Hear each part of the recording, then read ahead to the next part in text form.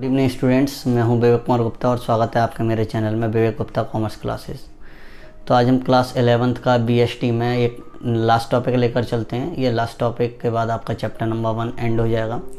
तो आज का हमारा टॉपिक है बिजनेस रिस्क। तो बात करते हैं बिजनेस रिस्क क्या है, इसका मीनिंग क्या है। तो बिजनेस रिस्क मीन्स प्रोबेबिलिटी और पॉसिबिलिटी ऑफ लॉसेस और inadequate profit due to uncertainties और unexpected events.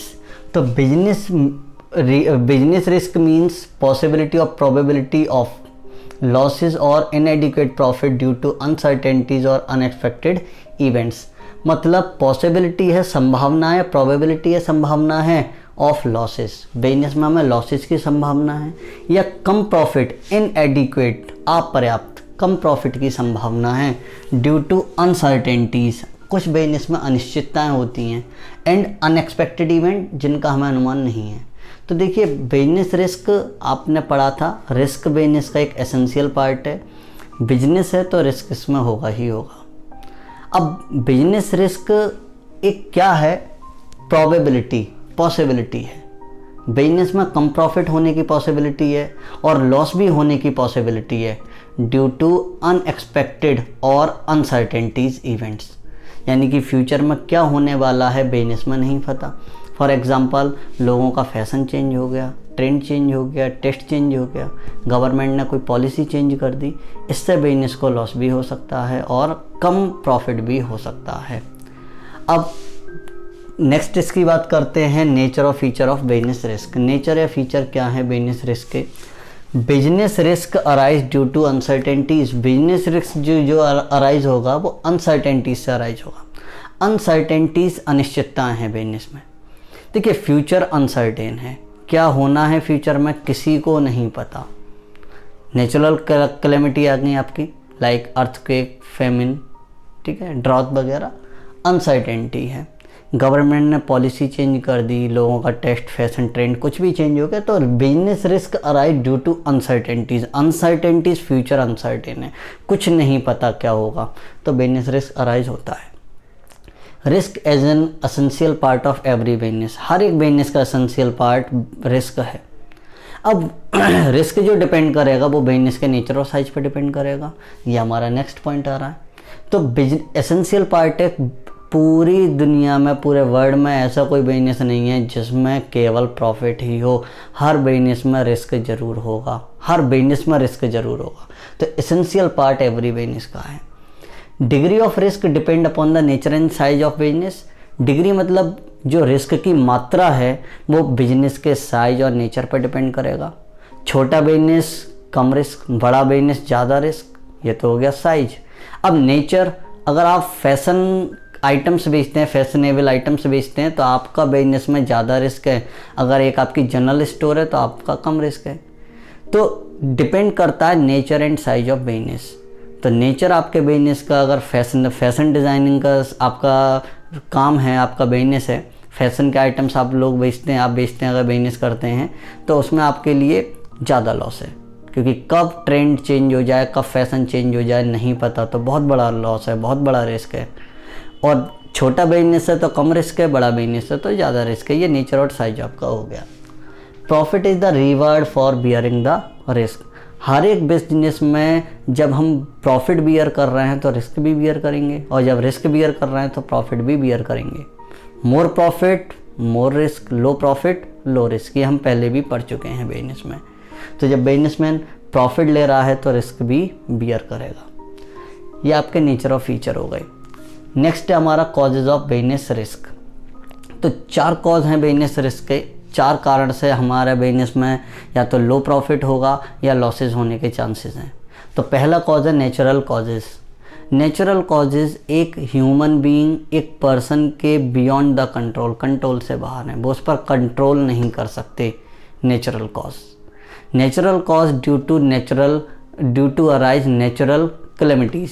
Natural calamities like earthquake, famine, drought, ये आपके नेचुरल क्लॉज। भूकंप आ गया, बाढ़ आ गई, सूखा पड़ गया, अब ये नेचुरल क्लॉज हैं। इसमें बिजनेस के लिए हैवी लॉस होता है, बहुत ज़्यादा लॉस होता है, हम इस पर कंट्रोल भी नहीं कर सकते। सेकंड है ह्यूमन कॉज। ह्यूमन कॉज में क्या क्या आएगा, हमारा जो ह्यूमन बीइंग, जो एक हमारा एम्प्लॉय हमारे लिए डिसऑनेस्टी अपने बिहेवियर से जो हमें लॉस करेगा, डेट इज़ ह्यूमन कॉज। एक ऑर्गेनाइजेशन में, फॉर एग्जांपल एक ऑर्गेनाइजेशन में एक ह्यूमन ने, एक एम्प्लॉय ने बिजनेस के जो सीक्रेट थे वो अपने दूसरे कॉम्पिटिटर को दे दिया बिजनेस के। अब वो कॉम्पिटिटर हमारे लिए बिजनेस में लॉस करेगा। हमारे ही एम्प्लॉय ने मिस हैंडल करी मशीनरी, मिस हैंडल किया आपका रिसोर्सेज का, मटेरियल का, तो भी बिजनेस में लॉस होगा।